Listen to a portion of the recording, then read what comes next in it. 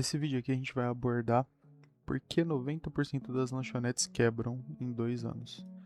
Esse é um tópico bem interessante e depois de uma pesquisa na região, principalmente na região onde eu moro e na análise de alguns estabelecimentos aqui, eu tenho algumas conclusões que eu posso passar para vocês que talvez agregue no seu empreendimento.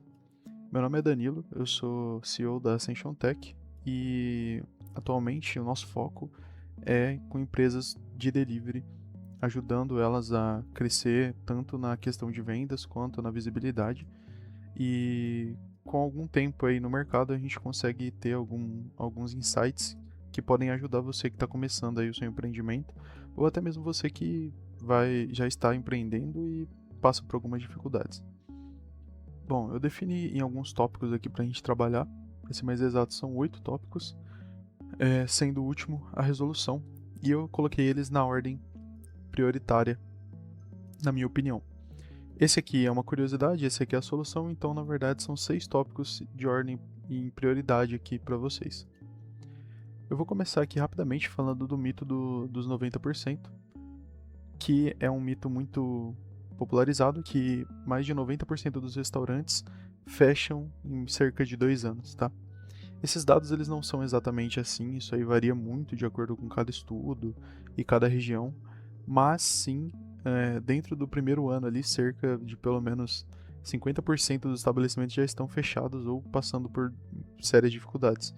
Então, realmente, dentro de 2 anos, muito próximo de 90% deles já fecharam ou estão passando por um perrengue aí bem complicado. E para resumir bastante esse tópico, abrir um restaurante é muito mais difícil do que parece, que é o que a gente vai ver no decorrer desses outros tópicos, tá? Pessoal, abrir um restaurante não é só sonho. Eu sei que tem muita gente que sonha com isso, mas não é só sonho. Você tem que ter na sua mente que o restaurante é um empreendimento. Isso é essencial para que ele dê certo, assim como qualquer outra coisa que você for fazer na sua vida em relação a empreender. Muita gente começa a lavar carro, abre um lava rápido porque gosta de lavar carro. Mas calma, é diferente trabalhar com isso, gostar disso como um hobby e fazer isso como empreendimento. E é o que a gente vai ver no tópico aqui, empreendedor apaixonado.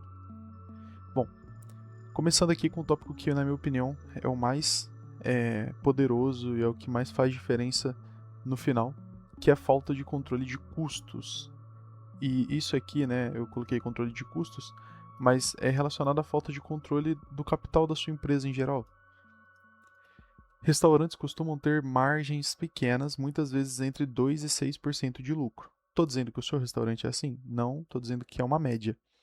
E essas margens são muito baixas, de 2 a 6% de lucro. Se você não souber trabalhar com essas margens, você vai se dar mal.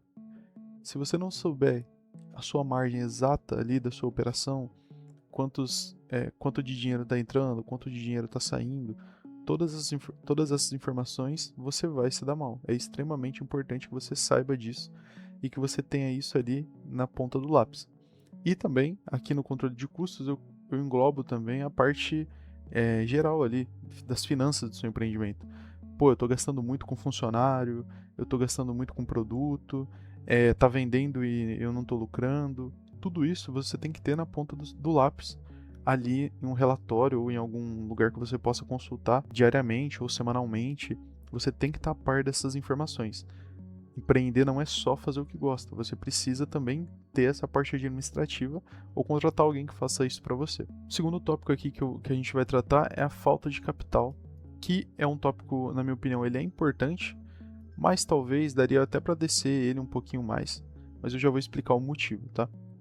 Primeiro, dá para começar um empreendimento com capital baixo? Dá sim. Inclusive eu tenho exemplos na minha família de pessoas que começaram, família e conhecidos também, com pouquíssimo dinheiro, com R$ 100, e hoje se sustentam apenas do empreendimento que eles começaram dessa maneira, sem capital nenhum guardado. Isso é totalmente possível e muitas pessoas fazem isso. O problema é, para isso dar certo, duas coisas precisam acontecer. Ou uma das duas, né?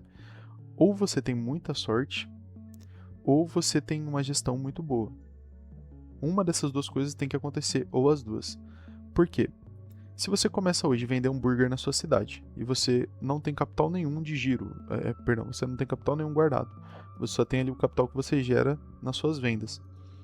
Se um produto mudar muito de preço, se inflacionar demais, se você não conseguir vender, se acontecer qualquer problema, você está ferrado. Você vai ter que tirar dinheiro de outro lugar para pagar.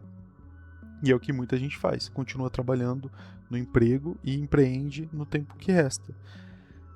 É possível sim fazer isso, mas você tem que botar um limite nisso, senão você vai ficar 2, 3, 4, 5 anos trabalhando em 2 lugares e não conseguindo focar direito em nenhum dos dois. Você não vai crescer financeiramente, você não vai crescer na sua carreira e também não vai crescer no seu empreendimento.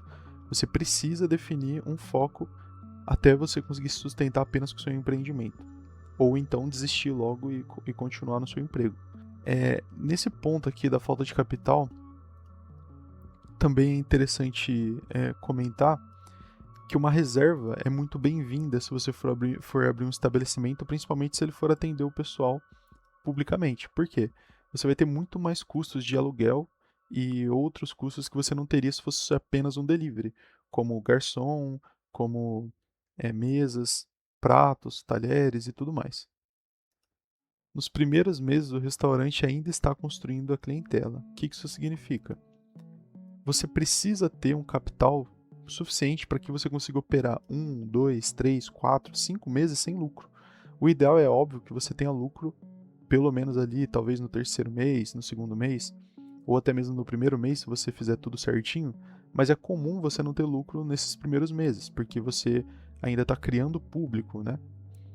E dentro disso é muito interessante falar que esse valor aqui, mesmo que você não gaste, se você tem lá guardado 3 meses para funcionar e você dá certo no primeiro mês, você tem um bom caixa, um bom dinheiro guardado para comprar um equipamento, para pagar uma pessoa e tudo mais. Não vai ser um dinheiro desperdiçado se não for usado.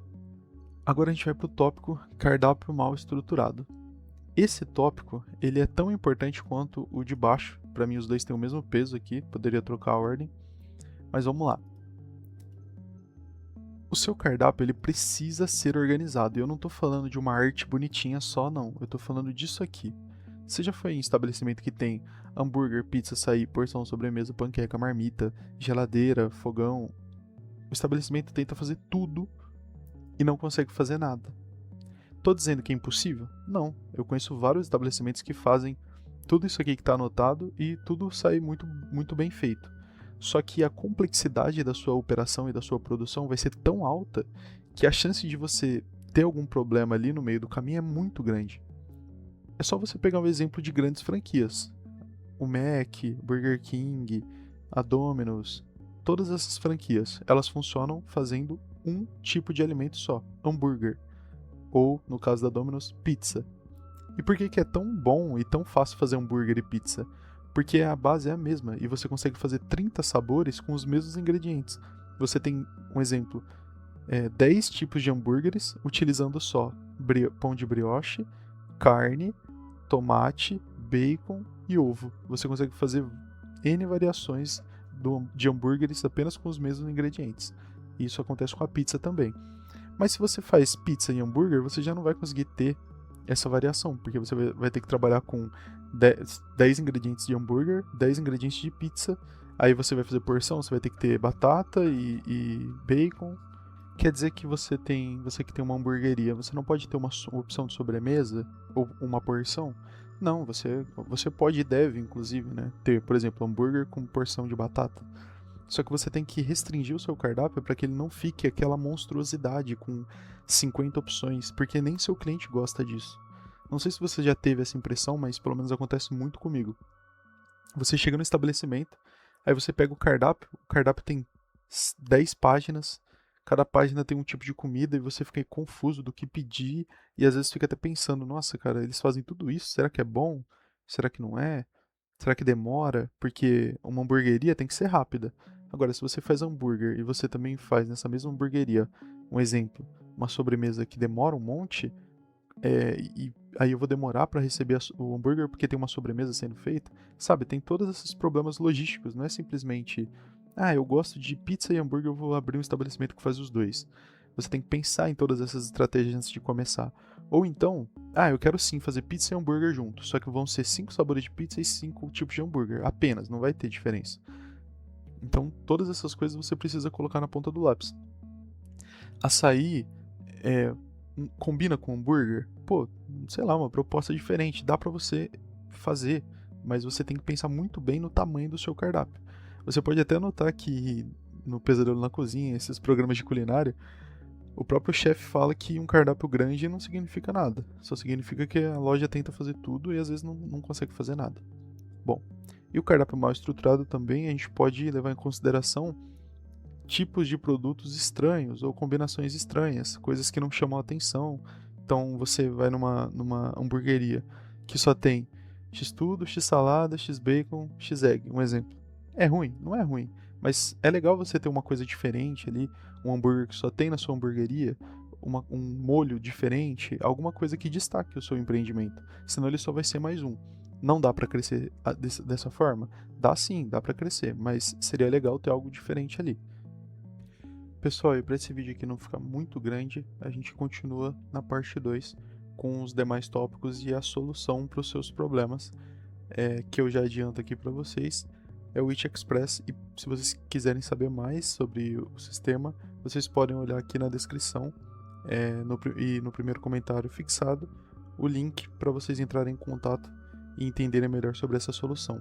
Eu tenho certeza que vai adicionar muito no dia a dia de vocês.